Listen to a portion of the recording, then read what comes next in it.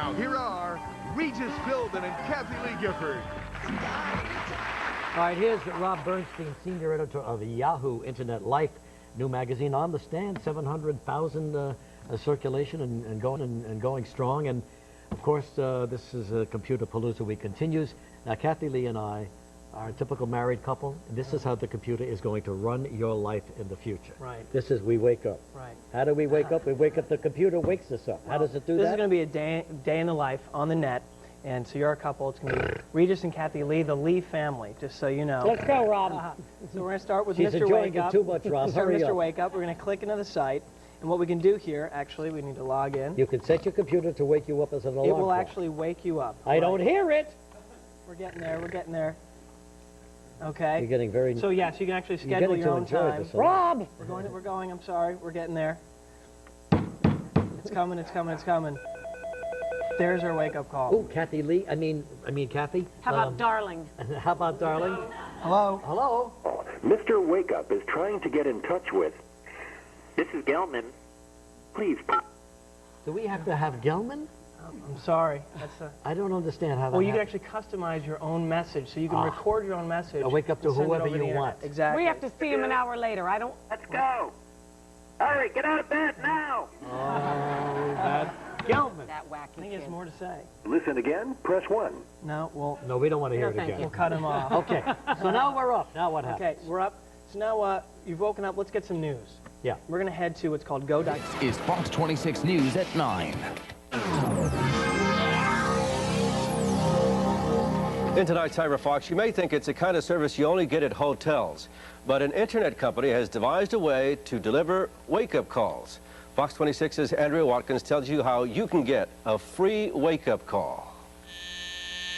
MrWakeup.com is the first web-based information, wake-up, and reminder service. You can schedule several information or personal reminder calls at your will. This service will then dial up any telephone in the domestic U.S. You'll have to listen to a 15 to 20-second ad each time, but that's how the service makes its money, because it comes to you free. Read the legal notice, privacy statement, and user policy, and then take it for a test drive. You can tell the service to call you right back for a quick test run. If you like what you hear, register by filling out a questionnaire, and you're ready to start getting wake-up calls. Mr. Wakeup has recently added news, entertainment, horoscopes, and motivational messages to its selection of messages that you can choose from. Andrea Watkins, Fox 26 News.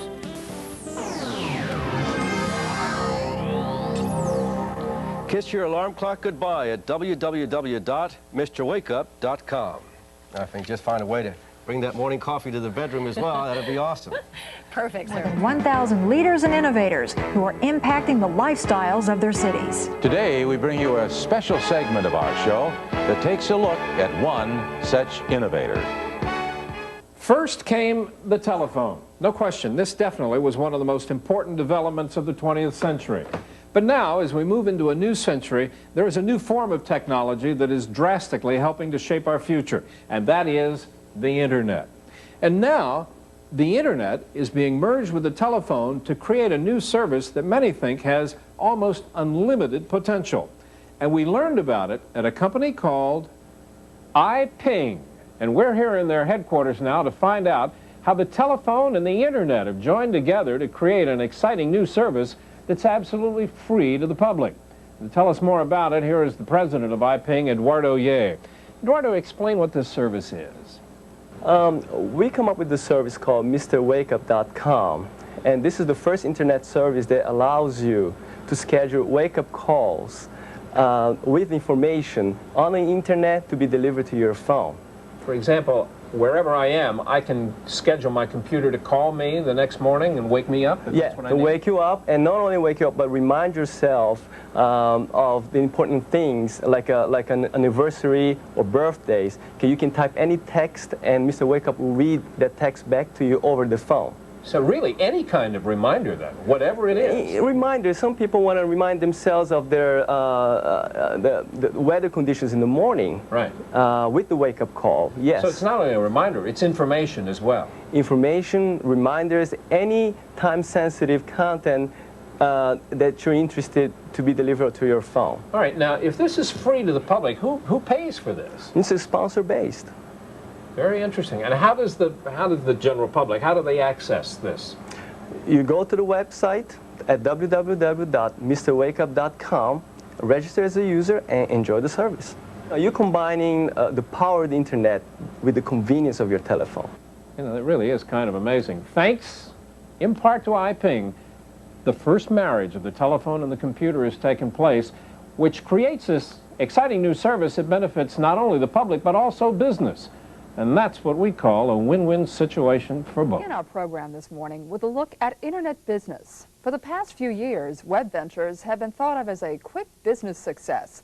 But experts say times are changing and the days of easy internet riches are ending.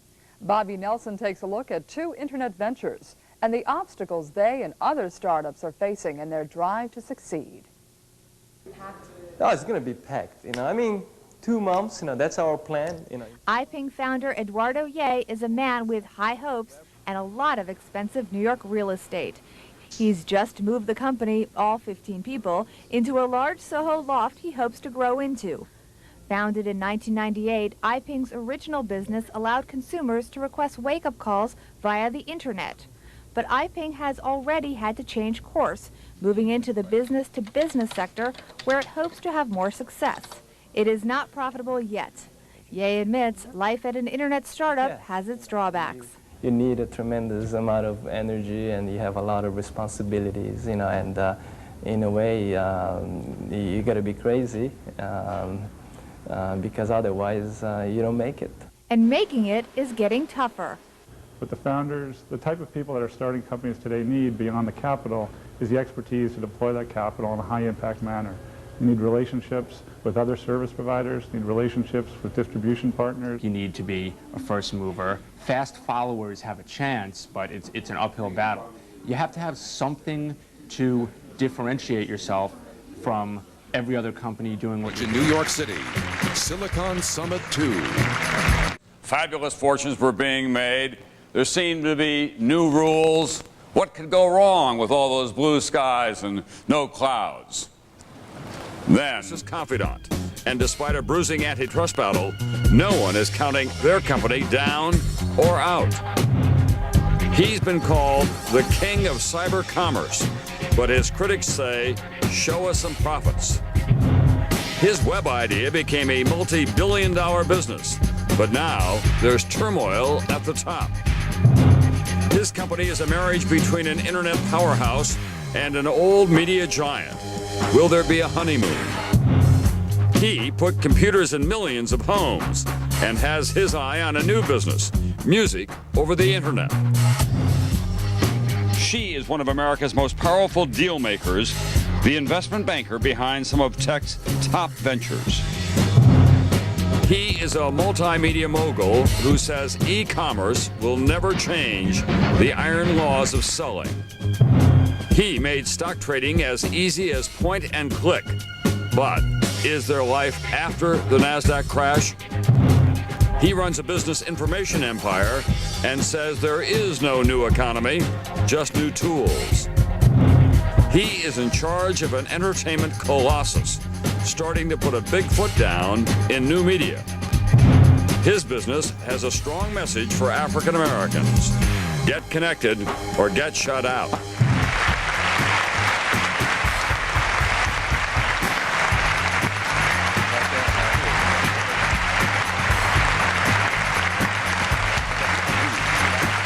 Let's go to microphone 3. Eduardo Ye from New York. Has each one of you personally used Napster or been using Napster, or some of your children? And if yes, why? What makes it so powerful? If not, why not? Do you use it, Barry? I have, but it's a little over my head. You know, I want Yanni to listen to all the time. So. What about you, Mr. Dash? Do you use it? Yeah. And when you build those new computers that you're selling? Why? I mean, I think the answer is obvious. Why? It's free. People like free things. It's free. And why pay? Mr. Yang, is that part of the culture that we're developing in this country in a generational sense? And it's all the Jerry's internet fault. is for everyone? Well, I think, mean, that's part of how you got started, after all. no, I think there is a tremendous amount of room for free services and free content as advertising supported like network television and parts of Yahoo has come to show. Okay. But I think there are contents and premium contents, as the industry's talked about, that needs to be supported in ways that perhaps have to be beyond just free. And I think the challenge for a lot of the industry is that whether you can find that magical balance of having consumer technology such as Napster and Nutella and every other generation. You have to figure out that, you know, the world doesn't end with Napster. It's going to keep on going, and finding that tremendous balance with how you're going to create an economic system that's going to promote great content over time. All right, that's just one piece of what we're going to talk about next. You hear a lot about the phrase convergence. We'll be talking about that as we continue here with Silicon Valley.